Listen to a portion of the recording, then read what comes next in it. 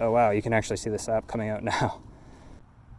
Hey there, so I've tapped a few maple trees thus far, and I think I'm going to use this tree as a how-to on how to tap a maple tree, since I've learned some things to do and maybe not to do from the process that maybe you can learn from too. The first step, I guess, will be this. Let's get into it. So first and foremost, you're going to need a spile. That's what you put into the tree and where the maple water will come out. I'm going to be using a plastic spile, as you can see here. Has a little maple leaf there. It's a little hard to see, but this plastic spile, this smooth end will go into the tree, and this rougher end will go into the plastic tubing I'm using. I'm just using plastic, and I'm giving my extra spiles and plastic tubing to friends that also want to tap to reduce plastic waste. But I think this is probably the most hygienic way to do it, and probably also the easiest way to do it, and I think the plastic harms the tree a little less than using metal taps and metal buckets which hang on those metal taps. Alright, I'll show you the first step, and that is to get this tubing onto the rough part of the spile here. So I'm going to jam that on there and then show you what it looks like after. And we're going to importantly do that before we drill into the tree or do anything like that. Alright, I'll be right back. Alright, so here you can see we've jammed that plastic tubing onto the rough end of the spile. Doing it now means we don't have to shove it on there while the spile is on the tree, which would, stress out the hole in the spile on the tree a little bit and maybe cause some leakage or damage to the tree. So we want to avoid that. So this plastic tubing is meant to go with this size spile. So just make sure you're using the right spies depending on what spile you get. And if you get them separately, be careful what the inside diameter of that tubing is. This is a PVC type tubing, so it's food grade. It shouldn't really cause any issues, with off-gassing or bad chemicals like that. It's meant for food, and it's used in food-like applications. I also made it clear because it's cool to be able to view on YouTube the water going through it easily. You probably would want to get a colored one to, make sure UV damage doesn't degrade the sap as it goes through if you're, really into sugaring and tapping. But yeah, this is fine for what I'm doing, I think. Alright, I'll show you the next step now. So here's the tree I want to tap. As you can see, it's strong and healthy. That's the main thing that you want to make sure. It's got those platelets. There's tons and tons of maple leaves on the ground. And most importantly, it has a very well-developed crown with lots of spots for leaves to go.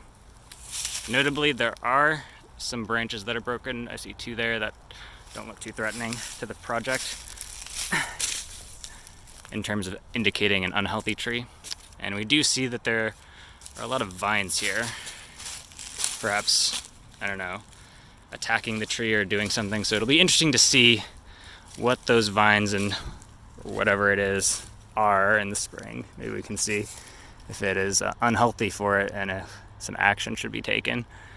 But we can see on the southern side that vine is not there, which is good. So it's going to have good solar access.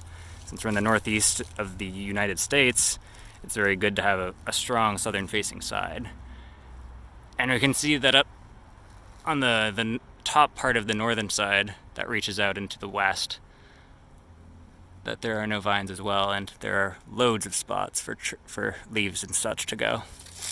So we're going to get a lot of good sap out of this tree, I think. So let's tap into it, and I'll show you the next step, which is drilling. So here I have a cordless drill for the process. It's just by far the easiest way to do it. Let me just take basically to take the bit out, if you've never used a cordless drill, you put it in reverse.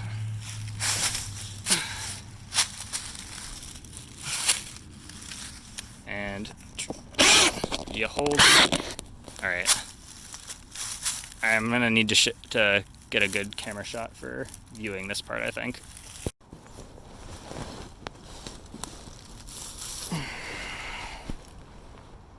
Alright, so you can see here I got the drill. To take out the drill bit, you want to put it in reverse, press the back, the side that says back, grip hard,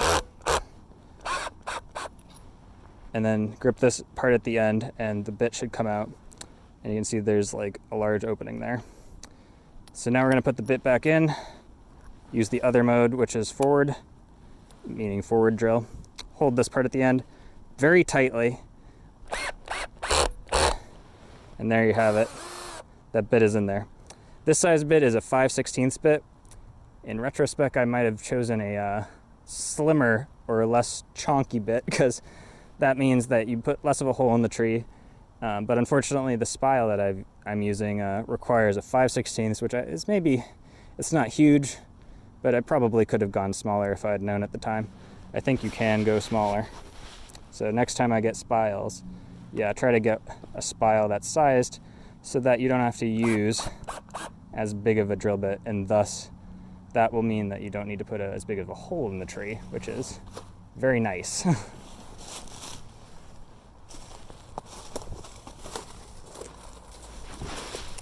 All right, so now we're gonna get to where do you want to actually drill on the tree.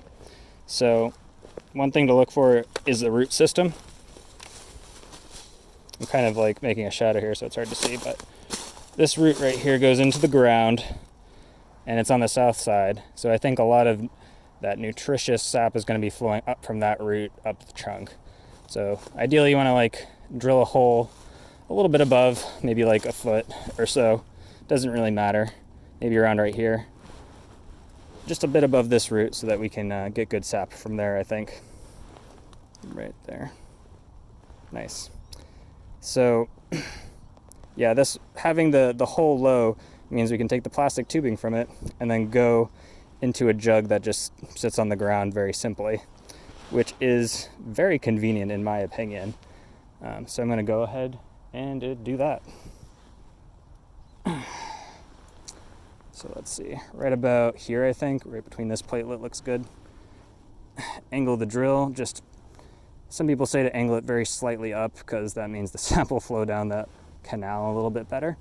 It probably doesn't matter that much, but I'll just slightly angle up and drill in. We're just drilling in about 1 inch, so between my first and second knuckle about. So maybe you're about right here.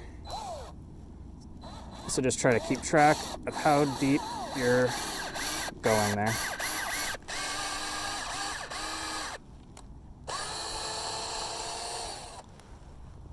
All right, so that is just about 1.5 inches, so that should be a good amount to, oh wow, you can actually see the sap coming out now. It's a warm day and it's been cold for a while, so it's really coming, wow.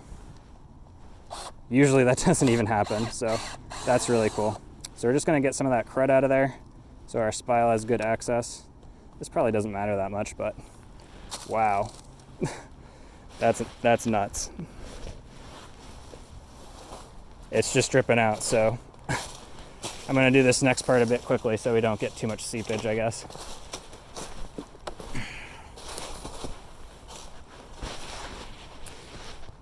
So I'm getting out my plastic mallet. This next part is the easiest part. Let me make sure you're in the shot there. I think that's about right. All right, so we just basically take the spile, put it in the hole, and then take a few taps with this rubber mallet to get it in there.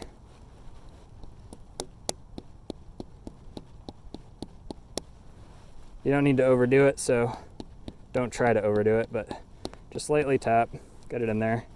Make sure it's pretty secure. I could probably get it a bit more secure feeling. Just don't want it to wiggle around too much, but you don't want to stress out the tree either, and you don't want to basically drive it in way too far. And we're already getting a lot of sap there. Some of that's it looks like maybe a bit cloudy from the debris that was in the hole. So I'm just going to get that out.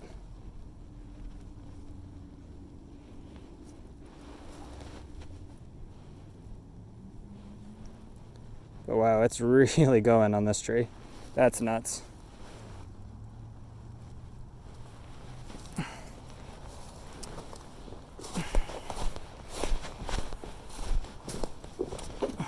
Got our jug. Ideally, you're going to want to use a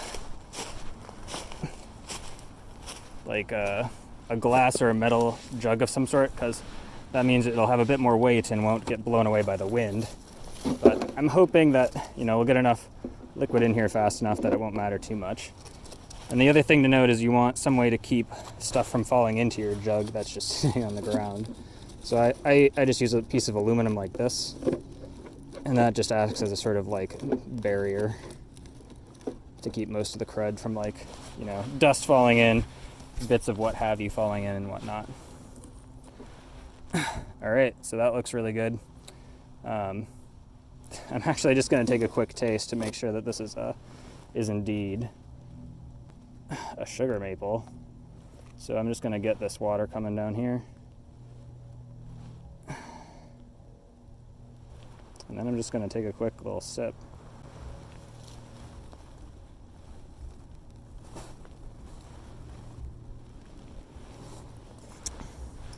Wow. So that's really sweet. And I think I got some wood pulp in there from what we were doing with hitting it and whatnot. I also tore my aluminum foil a bit there, but I'll come back with more later and shore up the flashing for sure. But wow. Yeah, that's just a lot of sap. Incredible. And you can see here that, it doesn't matter too much as long as no part of the hose goes above where the sap is flowing. You should be fine. As you can see, the level of the sap here is coming up here quite quickly, and we'll just funnel into we'll eventually funnel into the jug. So yeah, that's cool. I've never seen it flow this fast before. That's actually insane.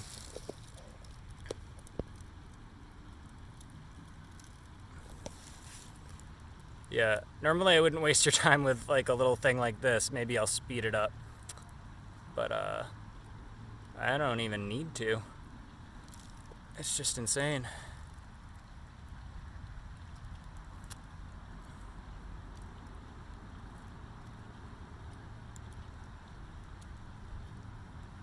And I think this is actually really cool to watch, so yeah, hope you enjoy it. And I think this is pretty much the sweetest tree I've tasted.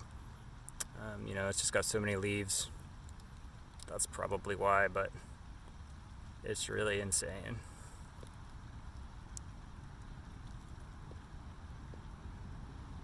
That was satisfying, holy crap. So yeah, as you can see, it just gets over that loop because it gets over that hump because no part of the tubing is above the spile.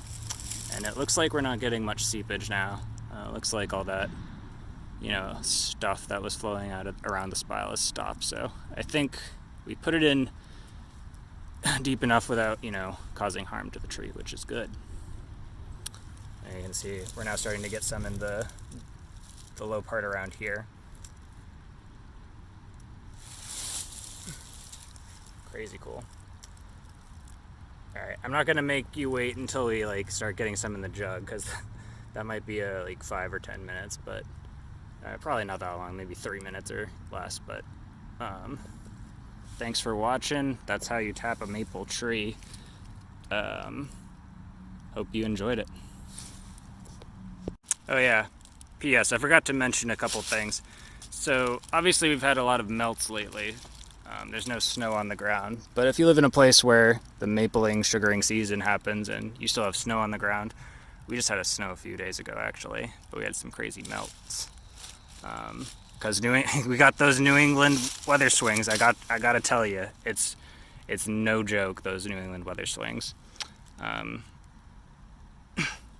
Yeah, if you've got snow in the area, what you want to do is you take the snow and you pack it up around the container that you have on the ground. This will mean a couple things. You'll get good insulation for your container. It'll keep it cold and well insulated against the elements. And it'll also keep your container from being blown over or blown away, which is something I kind of really want to have since I have just this plastic jug here. So I'm just gonna try to, as best as I can, pile up some rocks and stuff. I've got some rocks here. As best as I can, just like pile up some sticks, some rocks. Obviously there's not really that much I can do here. But just, get some crud around it. So there's going to be some resilience to the wind.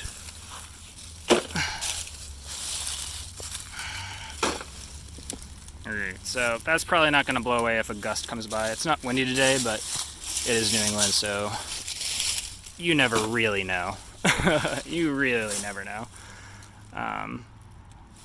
You can see that we're actually starting to get some maple in there. It did only take a few minutes. It's not really dripping so much as just flowing, which isn't quite as satisfying, but it's going in there. You can see that liquid just flowing. Another thing that I forgot to mention was that if you don't have a rubber mallet, a lot of people don't, you can just use a regular hammer or, something heavy that, to hit the end of the spile with. The main thing is to just, choose something that won't hurt the plastic spile, or drive it too far into the tree, thus hurting it. Although again, we're using a plastic spile, so it is kind of hard to damage the tree even if you really hammer it in there. Your spile will probably break before the tree, which is a good thing, I think. Another thing to note when sussing out where your maple tree is the, whether it's in a woodland environment or, at the edge of the wood or in a sort of agricultural environment. So here we have an agricultural environment. You can see there's a field over here. Probably, there's some fertilizer going on there. And there might be some runoff down over here. Generally, you want to make sure your tree's in like a good environment away from toxins and whatnot. But in general, soil does filter out impurities, and the bacteria in the soil really gets out harmful impurities or chemicals and whatever is in there most of the time. And then once that water gets to the maple will suck up that water and filter it on a molecular level. I don't know too much about that process and what it filters out and what it doesn't. But mainly, the main things you have to worry about are harmful salts getting into your water for the maple tree. So you do want to avoid places where, heavily salted roads might be a thing. We don't have any of that in this maple tree's environment, so that's good. I guess I'll just leave you with some sounds of the brook here.